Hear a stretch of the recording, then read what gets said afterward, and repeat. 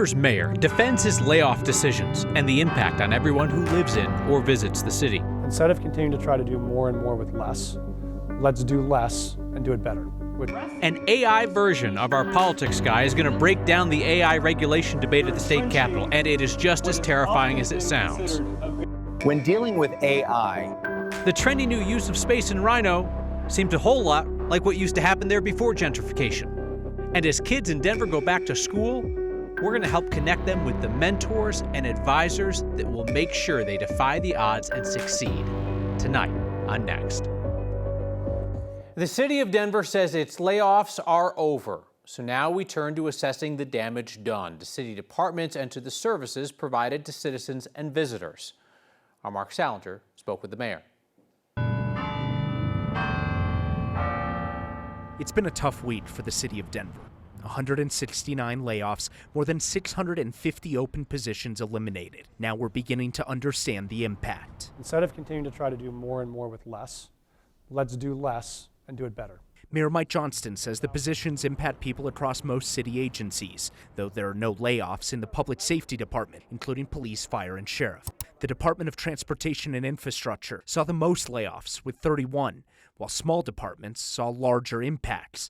For example, the Department of Children's Affairs saw 12 jobs eliminated. That's more than a third of the entire office. The reason why we were able to keep the layoffs as low as we did at about 170 is because we took steps the last 12 to 18 months to reduce the number of new hires we brought on. The mayor says a hiring freeze implemented by the city earlier this year stopped around 300 or 400 open positions from being filled. That means the city ended up laying off fewer people. But the job cuts were strategic, protecting initiatives the city is focused on implementing. We made reductions in Department of Transportation and Infrastructure, which is DOTI. We were mindful to not reduce the people we're going to need to implement the bond and deliver those projects. The people will need to implement the downtown Denver investments and make those projects successful. The mayor's signature homelessness initiative was not immune. We'll make cuts to our services around homelessness and housing. We'll try to protect the core services there, but we will certainly need to reduce what we were spending there. The city says there will also be no cuts to public services, including trash collection and the operation of things like parks and rec centers. several employees who were laid off have alleged that they were fired for speaking out about the mayor and that they lost their jobs out of retaliation by the city. The mayor's office denies those claims and calls the allegations irresponsible and factually false. We're waiting to see if any of those employees outline their claims in lawsuits against the city, Kyle. Yeah, if folks can actually put forward evidence of those claims. Okay, so back to the layoffs and where we are in the timing. They say the layoffs are over, but obviously there's a looming funding threat where President Trump is saying he wants to pull funding out of Denver. And they're still about $100 million short when you look at the $250 million budget deficit over the next 2 years. The mayor says that they have now balanced the budget so they won't have any more layoffs at least through 2026. However, Trump administration has, of course, threatened federal funding for cities like Denver. The mayor says if they pull federal funding, that's where you start to see services cut as opposed to layoffs. All right, Mark Salinger, thank you. To that continuing funding threat to Denver, the Trump administration is pressuring dozens of cities and states that they need to lift restrictions on cooperation with immigration agents or risk losing federal funds. Leaders in Colorado are not budging on this. Earlier this month, the Justice Department accused 12 states and nearly 24 cities and counties of impeding federal immigration enforcement. Basically, they said, sure would be a shame if something happened to your city, county, or state if you don't get off our list. Both Denver and the state of Colorado are on the list. That's not surprising. Trump administration is currently suing over state and local laws that limit data sharing and law enforcement cooperation with ICE to only certain cases. In a letter to the Justice Department yesterday, Denver city attorney argued that Denver's welcoming city policies, that's what they say, they don't say sanctuary city, they say welcoming city. They said that those policies comply with local and state law and basically just said, see you in court. Democratic Governor Jared Polis told the DOJ what he has said on this program before, that he believes that Colorado fully cooperates with the feds on criminal investigations involving immigration, but that he's not going to allow immigration agents to, quote, commandeer our public safety resources. AI regulations about to be debated at the state capitol. No debating its creeping impact in our lives. Just ask AI political reporter Marshall Zellinger. Colorado lawmakers will consider new changes to a first-in-the-nation AI bill before the original even takes effect. Even without the disclosure in the corner of the screen, I hope you realize that's not the real me, but a creepy AI version of me. Disclosure. That's what has Democratic lawmakers at odds with each other as they try to ease the requirements on businesses before the country's first ever AI law takes effect in February. It's basically a disclosure bill. The developer has to disclose to the deployer has to disclose to the consumer, and the consumer has a right to ask for correction. Democratic State Senator Robert Rodriguez sponsored the 2024 AI bill that has not taken effect yet and is already being modified. It requires businesses that use AI to protect against algorithm discrimination and to notify consumers when AI is used to make decisions like in employment, finance, or healthcare. They have to tell you that you're interacting with AI.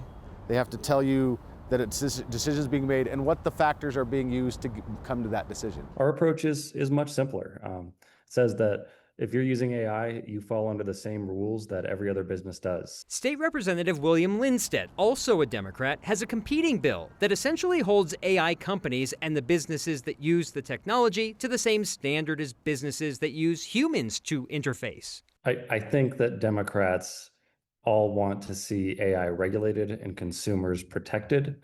We're having a slight disagreement on the exact mechanism on how to do that. When dealing with AI, do consumers have the right? Okay, enough with AI Marshall. This bill is one of the most notable that has Democrats infighting with other Democrats. Progressives that want businesses to be held accountable for how they program and use AI versus moderates that really want AI services to be treated no different than if you're dealing with a human. It can be fun using AI to create a virtual version of yourself and then terrifying to see the end result that has me sounding and oddly looking like John Berman from CNN, I think. Kyle, this is oddly being included in the special session, which is really about closing an $800 million budget gap. There's debate about whether or not changing the AI legislation would save the state any money, but really it's an attempt to modify a law before it becomes active in February because businesses have spoken out over the last year plus about the difficulties of complying. Yeah, businesses have told the governor, make them fix this, so they're being told to fix it. Governor Polis was actually hoping that Republicans were going to bail him out on this. In terms of like the Republicans in Congress, Congress was looking at a 10-year moratorium on states individually regulating AI, but that collapsed. So now the states suddenly have to decide what to do. Yeah, that failed bigly. And if I remember correctly, based on my conversation with State Senator Robert Rodriguez, it was 99-1 that said, nope, states can still do it. And so now you're at this gap right now before February when it takes effect. And if you wait till January when lawmakers come back to say, oh, we got this law that we passed a couple years ago, and we've got a couple weeks to fix it now to at least make it not so onerous, but still do kind of what we wanted it to do, there's just not enough time, which is why it's being included in the special session. Marshall Zellinger, if the bosses were thinking about replacing you with AI, that looked like garbage, so I hope they don't do it. Marshall, thank you.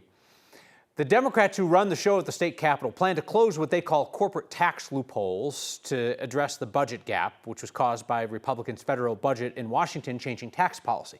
But it is also an opportunity where they might shift some funding away from controversial stuff, like Colorado's Wolf Reintroduction Program. According to our partners at Colorado Politics, a bipartisan group of legislators from rural and mountain communities have a proposal that would pause funding for the annual gray wolf releases.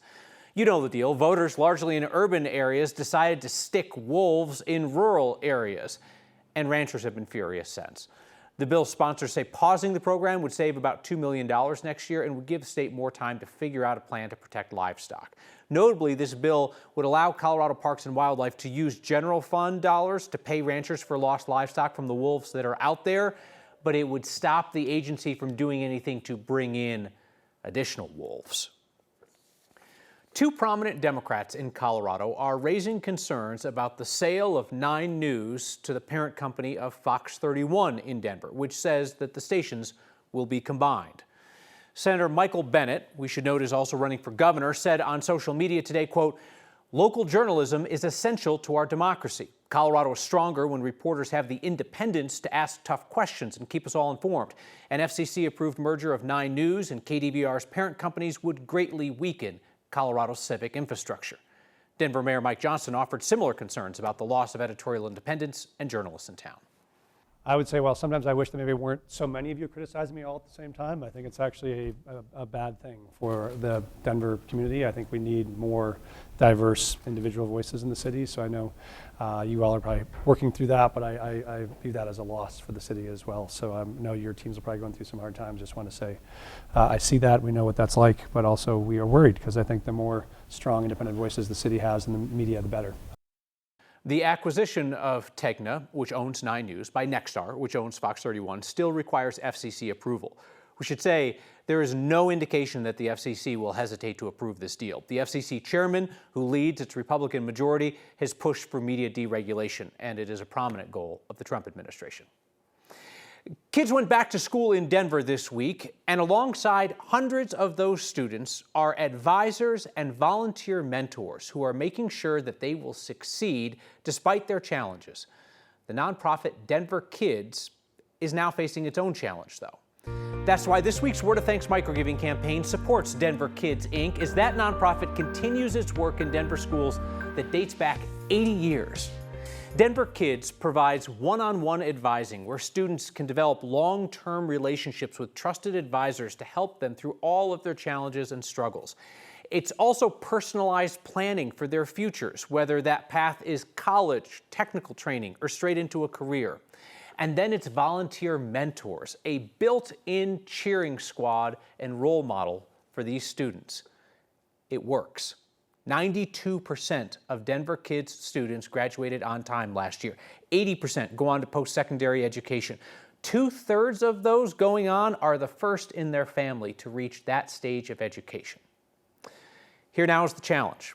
This longtime nonprofit is facing a $50,000 budget gap due to uncertainty in federal and state funding. I think together we can cover that so that kids in Denver who might otherwise drop out or hit roadblocks instead become the success stories that change the trajectory of their families. Scan the QR code on your screen or text the word THANKS to 303-871-1491 to get that link to donate. Your 5 years of microgiving, raising $15 million around the state, proves that $5 donations add up fast. You know the deal. I am never going to ask you to give alone. So as always, I'll match the first 50 donations of $5 to get us started.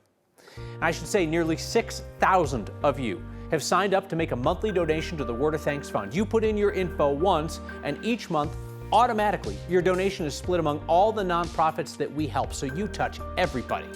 It's meant these recent microgiving campaigns have started with more than $35,000 in donations. Class has only been in session a few days, but there are students in Denver already getting a break. No school tomorrow.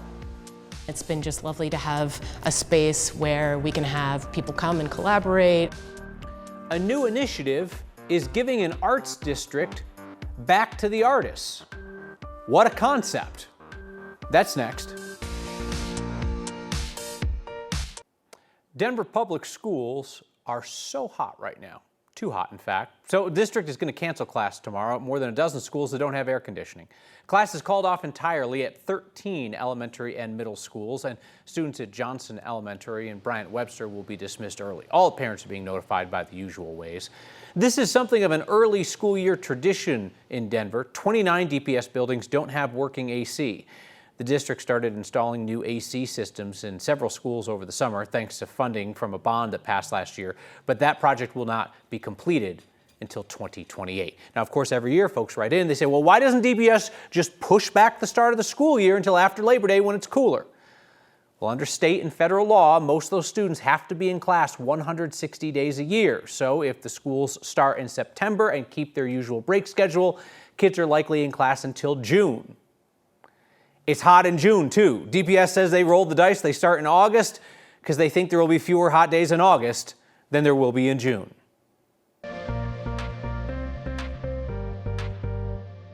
Another hot summer day, lots of blue sky, lots of sunshine with temperatures just under the record of 99.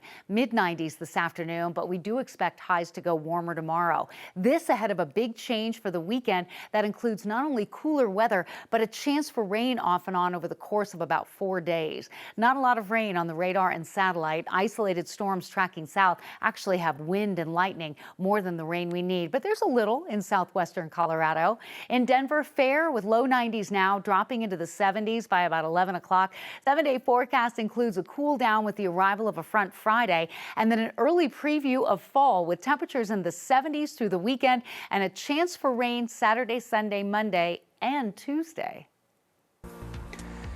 An art-filled neighborhood in Denver gentrified into the River North Arts District. Now, as some businesses move out, they're like, well, we could let the artists move back in. Hey, a reminder, you can catch Next streaming each night, 6 p.m. on 9 News Plus. And Next is now a podcast each weeknight, wherever you get those. What's old is new again in Denver's River North Art District. For years, commercial development's been crowding out some of the local art scene, but now artists are moving back. Our Mike Grady shows us a new program bringing back some of the old feel to the neighborhood.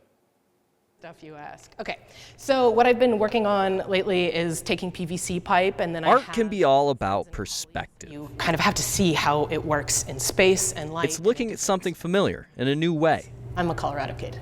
Sam Grabowska I'm a Colorado kid, yes. And this place has changed a lot. has seen the River North District in Denver transform. Yeah, so I definitely remember this area 20 years ago being where we went to go see a lot of underground music shows and a lot of underground art spaces.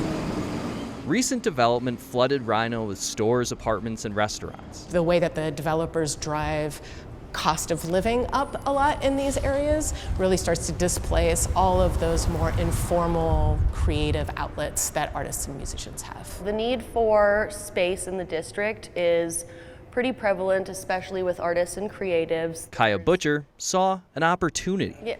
The program director for Rhino Art District started Rhino Made Pop-Up, working with developers to fill vacant commercial spots with studios and exhibitions. Here's this business, here's this developer that needs someone and needs something to activate the space. Here's some artists that need space, that need resources and time, and kind of unite them together in this marriage of this program. These things that I'm right now calling flesh asteroids. Sam is one of 5 artists creating in this room for the program's first run. And it really becomes a professional hub for me. They're using change to get back to how things were. You can't really decide how the neighborhood's going to change, but you can always make sure that there's an honoring and a celebration of the artists that were here before us. For Next, I'm Mike Grady.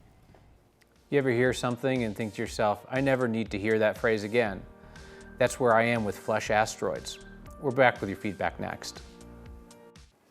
Kids are back in school in Denver, and the nonprofit Denver Kids is preparing to help another class of students graduate, despite their individual challenges. Denver Kids has been in DPS for 80 years. They pair up students with expert advisors to help them sort through their individual challenges over the years, along with volunteer mentors as well who serve as role models and inspiration. Denver Kids is currently facing a $50,000 budget gap. That is not nothing, but I bet you that we're going to close it as a community for them, so they can continue their work helping kids make it on to wherever they want to head in life, whether that is college or technical training, into careers that excite them. 2/3 of these kids that go on to post-secondary are the first in their families to do it. So this is just really exciting stuff for generations of families in Denver. Scan the QR code on your screen or text the word THANKS to 303-871-1491 to join me and a bunch of others in donating. A bunch of you have written in with questions about the impending sale of 9 News to the parent company of Fox 31, which says that our stations will be combined. As I said last night, I apologize. I am not in a position to answer your questions about the future. I'm sorry about that. Shirley says AI Marshall is creepy, much prefer the flesh and blood version. It's also creepy.